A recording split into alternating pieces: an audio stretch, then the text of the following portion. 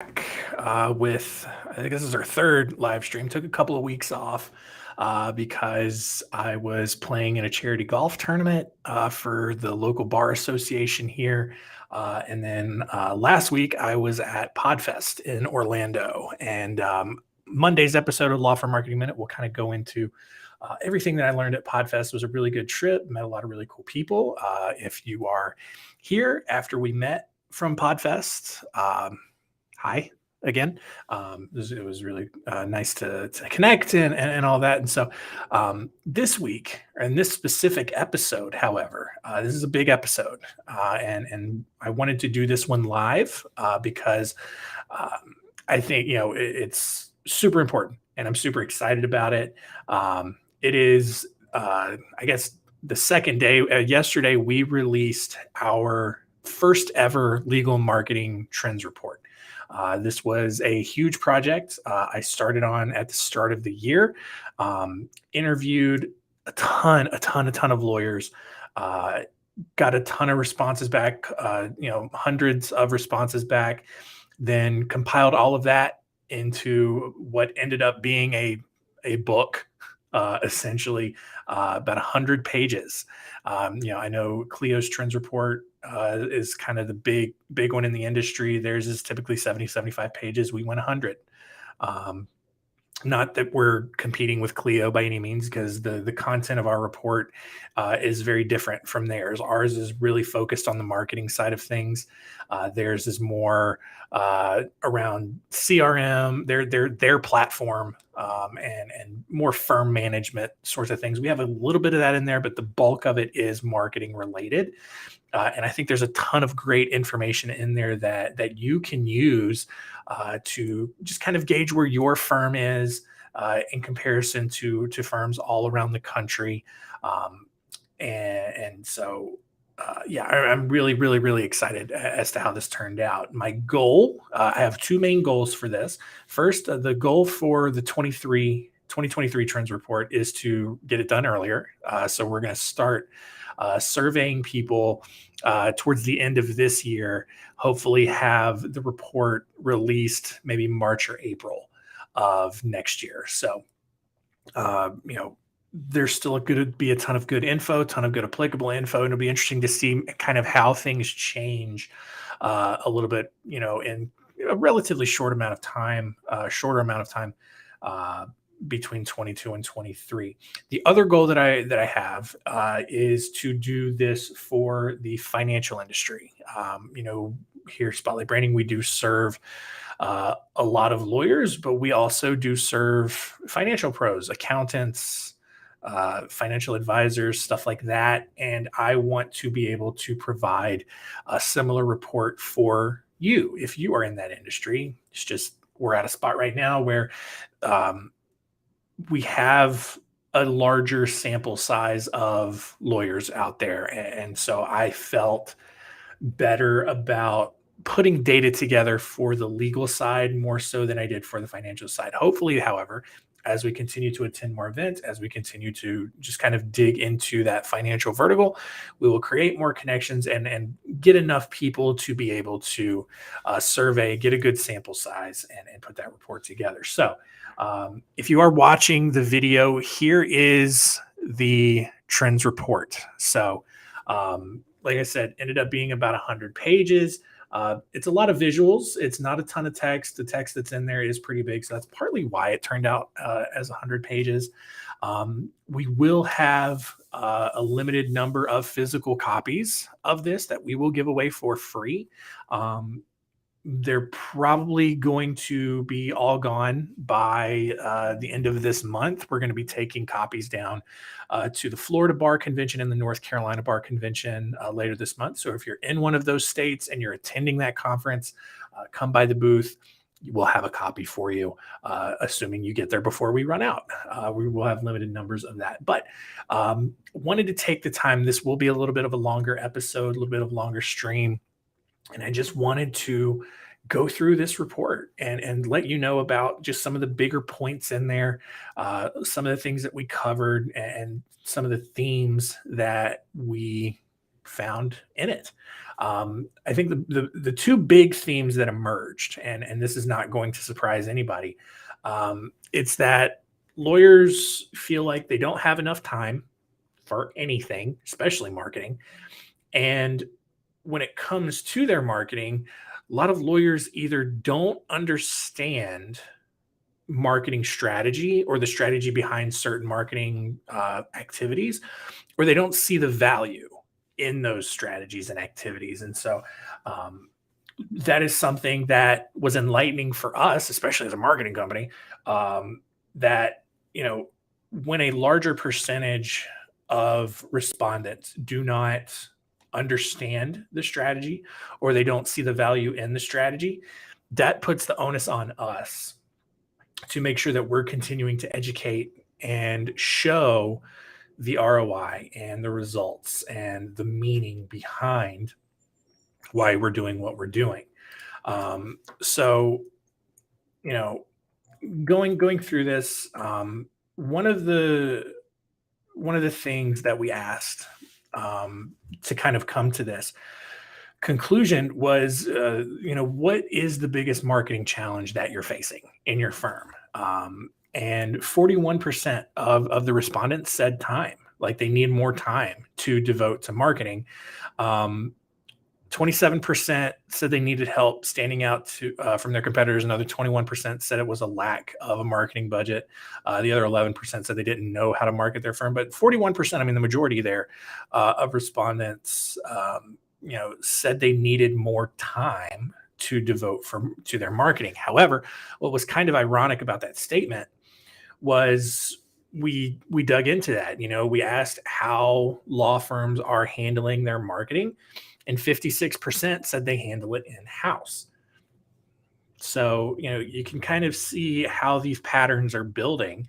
21% work with a local company, and then the remaining 23% work with a national company, kind of split between one that specializes in legal marketing, so someone like us, versus just a more generic national marketing company that serves several different industries. But again, it's 41% said that they needed to devote more time to marketing. 56% said that they handle it in house. And so obviously there's not a direct correlation there, because I mean, obviously not everyone who said they needed more time to devote to their marketing also did it in house. But just numbers alone, a lot of the people who said they needed to devote more time to marketing are the same ones who are handling it in house. Um, Dug a little deeper into that, though. We asked, for those who said that they are handling it in house, we asked them how they are doing it. 61% of lawyers who handle their marketing in house do it themselves. 39% have a dedicated staff person. So I'm not necessarily worried about that 39%. I'm worried about that 61% who they say they need more time to devote to their marketing. They're handling their marketing in house, and they're the ones who are handling their marketing, because that's a really tough job. Because what ends up happening, and I've seen this happen a ton, is that lawyer is handling everything themselves. They are doing their own marketing, and when they get busy with their actual casework, the marketing is usually one of the first things that gets dropped, gets pushed aside, because they just don't have time to do it. And then what ends up happening is when the marketing stops, the leads and the nurturing stops, and the momentum stops, so that when they're done with their casework, they don't have anything going on. And then the panic sets in, and then you get these cash flow peaks and valleys, and it's just this constant ebb and flow of abundance and nothing. And the whole point of marketing, or at least one of the biggest points of marketing, is that you don't have these peaks and valleys or anything like that. The idea behind marketing is to send you a steady stream of business. Ideally, it's to send you more business than you can handle, and then you have to refer out. But yeah, it was really interesting as I was studying this data, just to see how this ended up emerging so naturally, and how it really confirmed a lot of the things that we've been seeing. Um, in terms of people who outsource their marketing, because we were really interested in this, because we were, as a marketing company or any other kind of internet, and if you own a firm, you kind of understand this too. When someone decides to work with a different company, you'd had a consultation with them, and then you follow up later and you find out that they've hired someone else. You want to know why. You want to know why. You want to know why you didn't get chosen or anything like that. But we asked about the type of vendors that they work with, and so whether they work with just an all-encompassing marketing company or specialized vendors within that marketing space. And 71% of lawyers who outsource their marketing to a vendor work with this kind of one-stop shop. So it's this marketing company who literally does every kind of marketing. They do the SEO, the paid ads, they do the blog writing, they do social media management, they do review management, reputation management, PR, all that kind of stuff. And 64% of the people who work with the one-stop shop indicated that they were not satisfied with the products that they receive or the results that they were getting. And again, this confirms it ended up confirming something that we have been saying for a very long time. And it's not necessarily just because we specialize in a certain area of marketing. It does validate that, but it also in turn validates why we encourage lawyers to niche down into a specific practice area, maybe one or two practice areas. You are going to only be able to do one or two things exceptionally well. And with the direction that our society is heading, people want to work with the experts. And so what's kind of ironic is that these lawyers, especially those who have picked a niche, they have one specific practice area, maybe two specific practice areas that they really do focus on and they do really well. They then outsource it to a broad generic marketing company who does several different things, none of them exceptionally well. And then they end up disappointed by the results. Well, of course they will be, because they're not going to do anything exceptionally well. They're just going to be there to check off the boxes. So that was just interesting to me. That one got me a little bit fired up. If you're not satisfied with the one-stop shop, yes, it might be a little bit more work to coordinate communication between vendors, specialists, but you're going to get better results from that because you have experts working in a specific area of your firm's marketing. Another question that we asked, kind of along this vein, along this sort of theme here, is we asked our respondents why they think they end up losing business to other firms. 46% said it was because they think that their competitors charge lower rates. 38% said that they think their competitors have better marketing. Only 16% say it had anything to do with their competitors having more experience, which was surprising to me. I thought that number would be a little bit more higher, or a little bit higher, but it wasn't. 46% say they think it's because their competitors charge lower rates. And we have a section in this report where we asked, people to kind of calculate what their hourly rate was, try to basically just take into consideration, even though they probably charge flat fees or retainers, once you divide, your total revenue by hours worked and all of that, what your hourly rate ended up being. And kind of the majority was in that $200 to $400 an hour range. And then to see 46% of people say that they lose out because someone charges lower rates is interesting. And it's not, to me, and kind of what we're seeing, is it's not because the competitor had lower rates. It's 100%. This was almost a trick question. It's 100% because the competitor has better marketing. It goes back to something that we say a lot, where the best lawyers and those that just keep in touch end up getting the business. Lawyers are notorious for failing to keep in touch with people. And so when people are coming to you, even if you don't think that their issue is dire, they do not have any clue what's going on in their life. It's a legal issue. It's very confusing. They have no idea. They think their world is falling apart around them.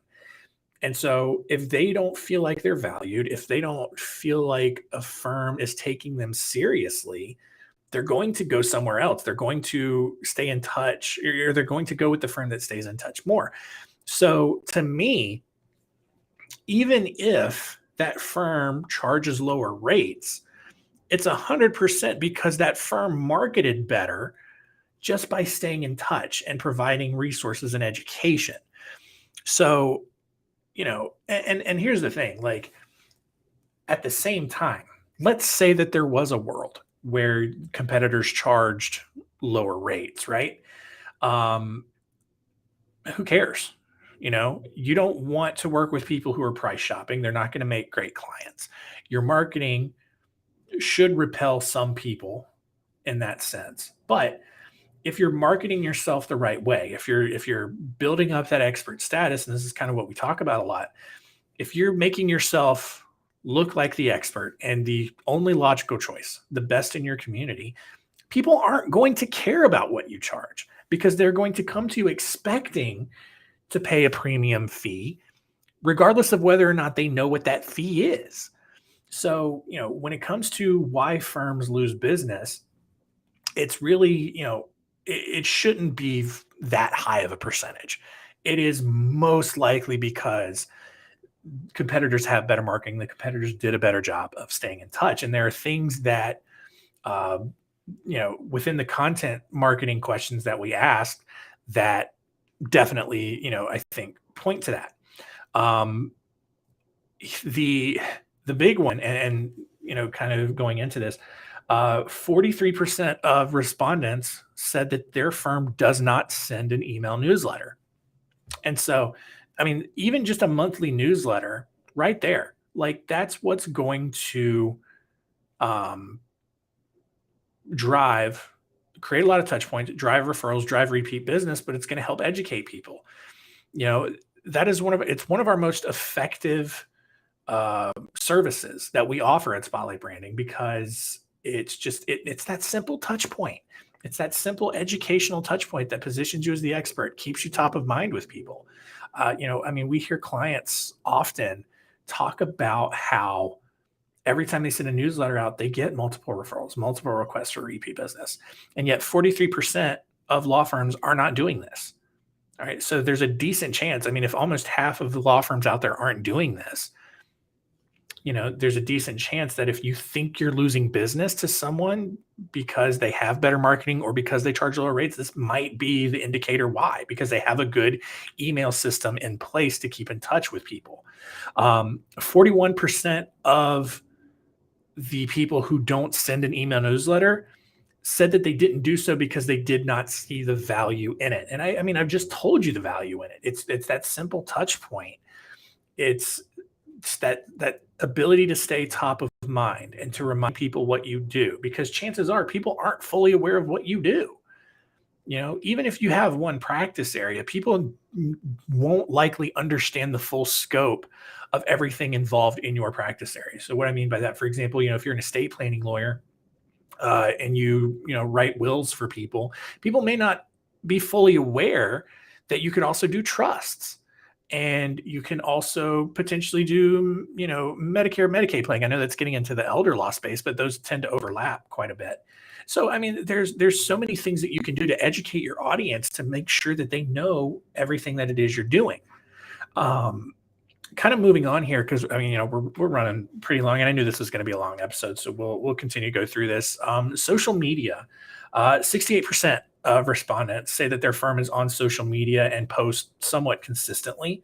The predominant platform is Facebook. 85% of the firms that are on social media are on Facebook. 71% on LinkedIn, and then roughly 40 to 50% on Google My Business, Twitter, and Instagram. Only 9% on TikTok, and there's a big opportunity there.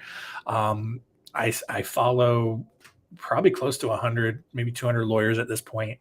on our company's TikTok channel, and they're all doing really good stuff. They're educating. That's all it is. They're educating. They have their phone set up in front of them. There's not, they don't have to do funny dances or trends or anything like that. They're just boom. They're informing people of their rights and their legal options, and there's a ton of value there that you can take advantage of, especially at only 9%. There's a huge window there for you to get on there, build a following, and build that expert status.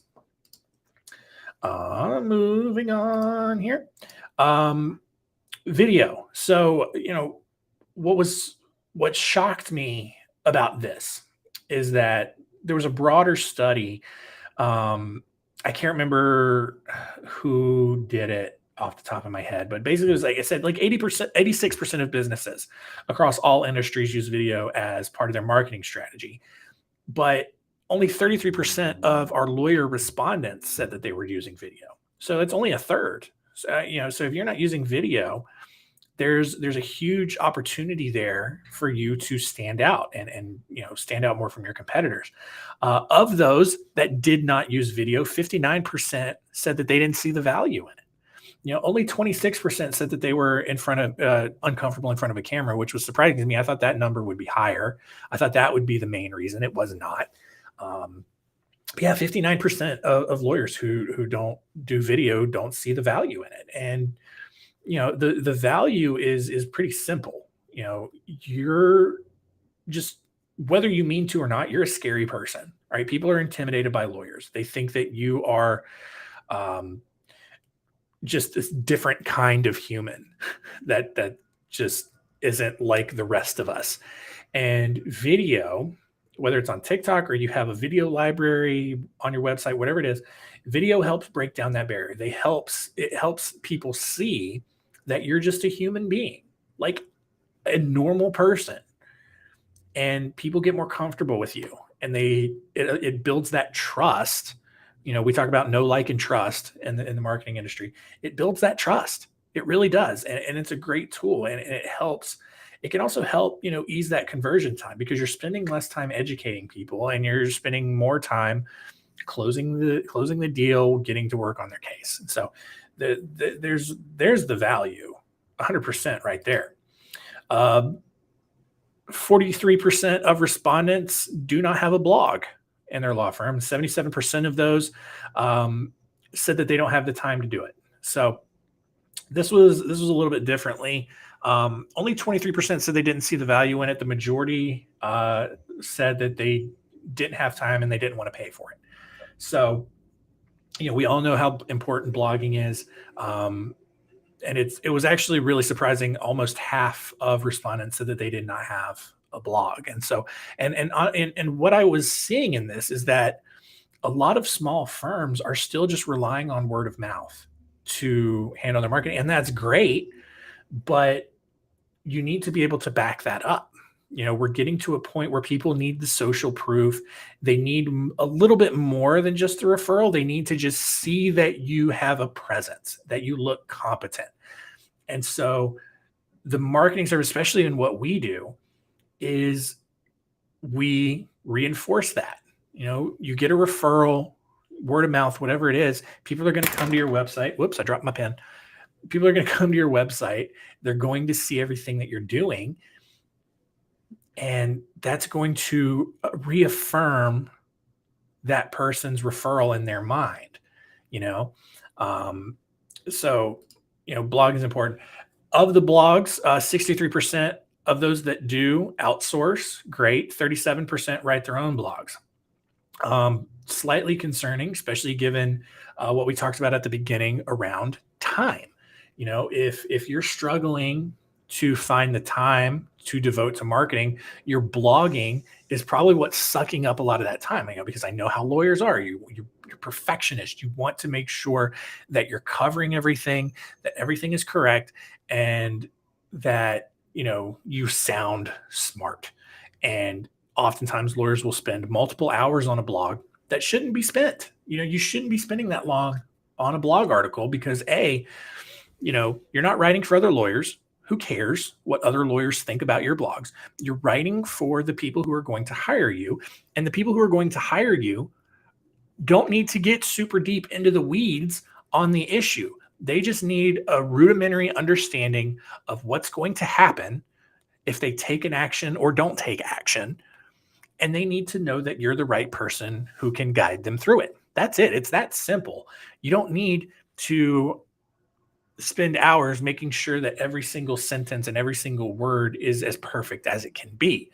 And so, for the 37% that write their own blogs, strongly recommend you outsource that and focus your energy. Even if you continue to do your own marketing, focus that energy on doing something else. Um, we talk a little bit about websites, networking.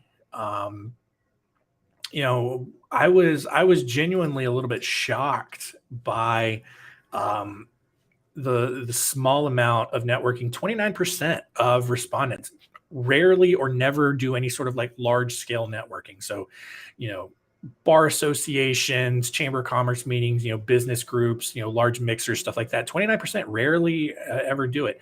Only 9% do it weekly, 19% do it monthly, 30% do it quarterly.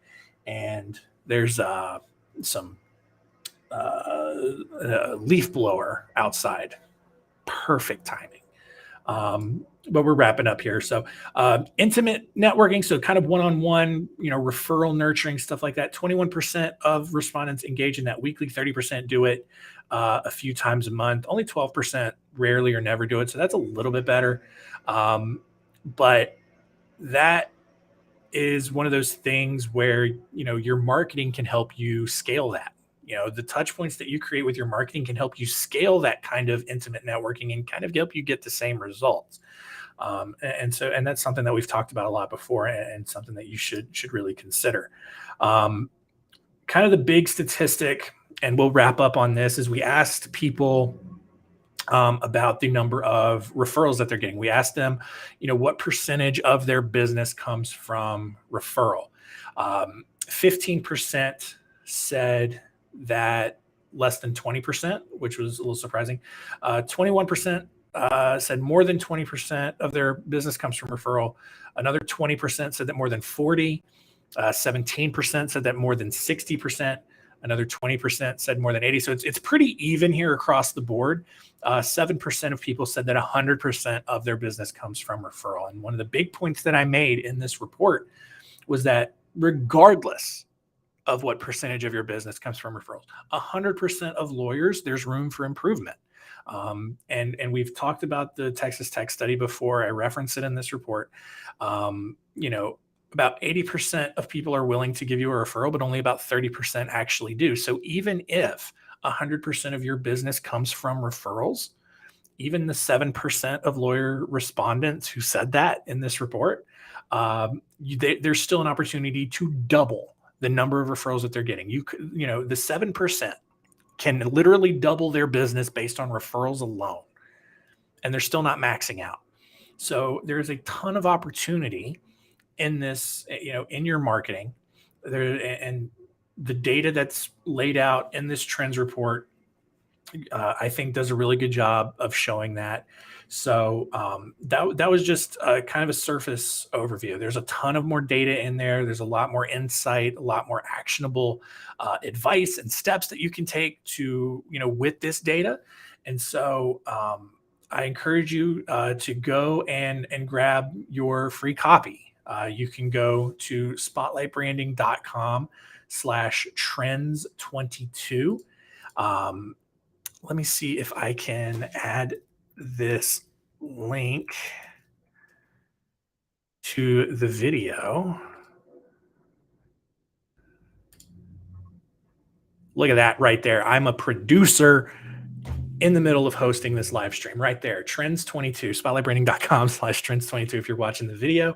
Spotlightbranding.com/trends22.